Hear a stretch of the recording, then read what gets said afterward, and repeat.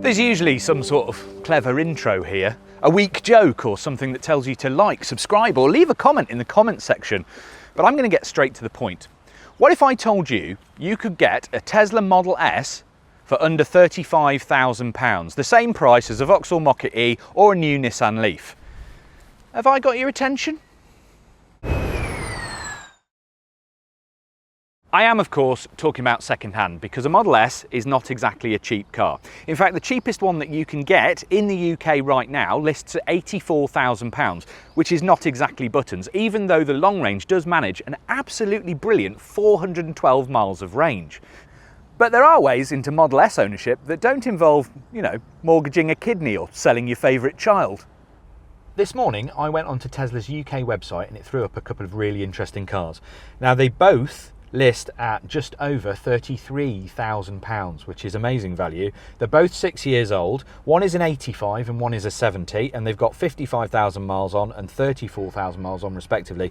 Now, these are interesting because they both get from 0 to 62 miles an hour in under 6 seconds, more like 5.5. They both do 140 miles an hour, and they vary in range from between about 283 to 312 miles, which is serious value. The thing is, if you go even just a little bit higher to say just under £40,000, then the world is your oyster, or at least your large electric superbarge. I mean, there's loads of cars here that are under 40 grand. And if you go a little further, I did actually spot one 2016 P90D, and that's 44,100, and that'll do nearly 350 miles of range. That is not bad value. But it's wise to note that you don't get government grants. They only apply to new cars, so there's no happy extra money incoming. Of course, it's not that easy, because it never is. First up, you need to understand how Tesla designates its cars. Basically, the number indicates the size of the battery in kilowatt hours. So a 70 has a 70 kilowatt hour battery, an 80 kilowatt hour, right up to 100, which has, you guessed it, a 100 kilowatt hour battery. If there's a P in front of that number, it means it's a performance model and quite capable of clearing your sinuses with the force of its acceleration. And if there's a D after it, that means it's a dual motor and therefore has a motor at each end on each axle and is therefore four-wheel drive.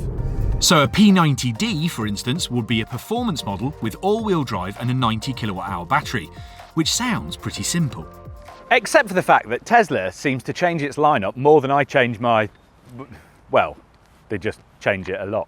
There have been 40s, 60s, 70s, 75s, 80s, 85s, 90s and 100s, which basically just sounds like a really terrible times table. But what we'll see most of in the UK since this car arrived in 2014 is 70s and upwards. Generally, the bigger the battery, the more expensive the car, and after that, it's just a bit like any other used car. So high miles will be a bit cheaper and low miles a little bit more expensive.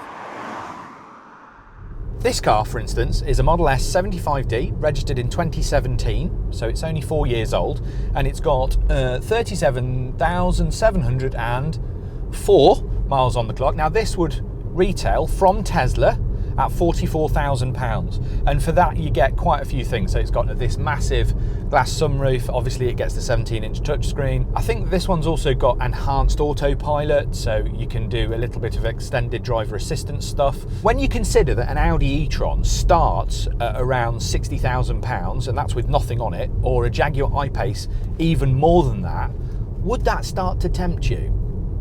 Now, yes, you could buy a brand new Tesla Model 3 for very similar money, but there's just something about the Model S that appeals to me personally. I'll tell you a secret. The first car that really made me a believer, made me think that electric cars could have a future, was actually a Tesla Model S. I could get everybody into, I could do everything I needed to do, and it had sort of around 300 miles of range. It required very little compromise, and that was what made it a success. And the S has been around a little while, and the bugs have kept getting worked out. It really is a very rounded car. They all have that pared back Tesla minimalist feel inside with a big 17-inch touchscreen, and they all have plenty of space and a big boot, as well as a decent frunk. Standard equipment includes 19-inch alloy wheels, electrically operated front seats that are also heated, dual zone climate control and a reversing camera. And there aren't trim levels to speak of, but do watch out for things like the Sub-Zero pack and Tech pack that add goodies. A Model S is not small, but they can cope with pretty much all the jobs you need. Look at this with the back seats folded down. That's proper space. So it's a practical, usable all-rounder in theory. So what should you watch out for? Well, the Model S has had a few recalls during its short life, and they vary depending on what age of the car is. Everything from early cars having wonky seat brackets and adapter cables that overheated, to later cars with potentially malfunctioning passenger airbags, forgetful parking brakes, and corroded bolts that hold the power steering onto the car. But as long as everything checks out, then the dealer should be able to tell you whether all the necessary recalls have been carried out, and then you'll be done and dusted. There have been various complaints from some quarters about Tesla build quality, but to be fair, the cars we've had here at Electrifying have been pretty much exemplary. Common owner complaints tend to centre around electrical malfunctions like the door handles not popping out when you approach, climate control issues, dead windscreen wipers and leaky cooling systems for the battery pack. All stuff that's usually dealt with under warranty. But do all the common stuff. Check for wet carpets, especially in the boot area because sometimes seals come unstuck because the boot lid is misaligned. Make sure the wheels aren't dinged because repairs are easy but annoying, and sometimes that can knock the wheels out of alignment, which can wear your tyres out more quickly. Check for overspray from rushed repair jobs. Make sure that all points of the touchscreen react accurately and that all various functions actually, function. Do note that you can have some things enabled in later cars for a fee, just like buying an app on your smartphone. And be aware that any car made before late 2014 won't be capable of the much vaunted autopilot driver assist systems, because they have vacuum brakes instead of brake-by-wire, so they can't use it.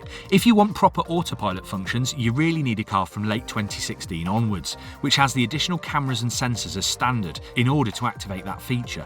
As far as warranties go, a 4-year, 50,000-mile warranty was standard from new, with the battery covered for 8 years no matter how many miles the car has covered. And Tesla's over-the-air Wi-Fi software updates fix glitches and add features rather than requiring you to book your car into a dealer, so that's quite nice.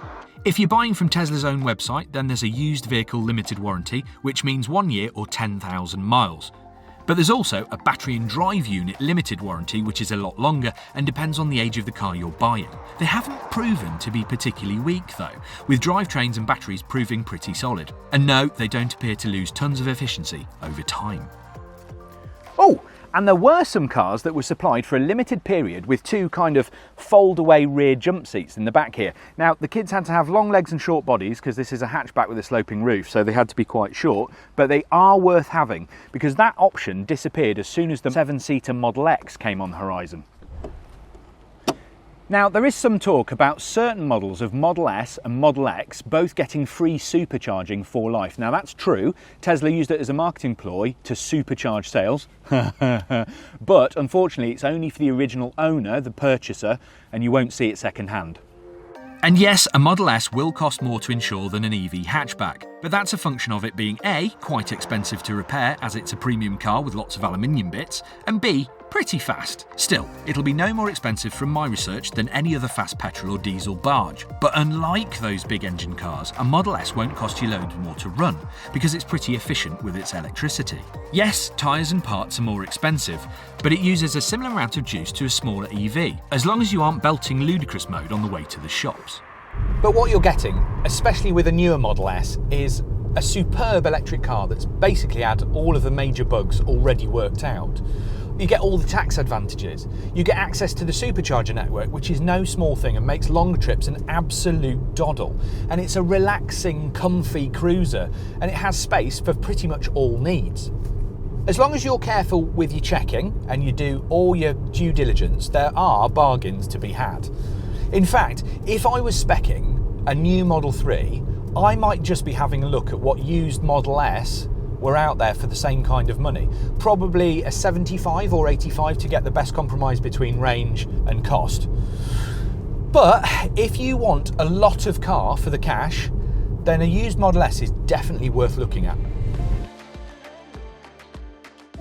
As ever, if you want to know more about anything electrified, then please do log on to electrifying.com and we'll answer your questions and advise on buying new, used, subscribing to things or sacrificing your salary for the sake of a cool car.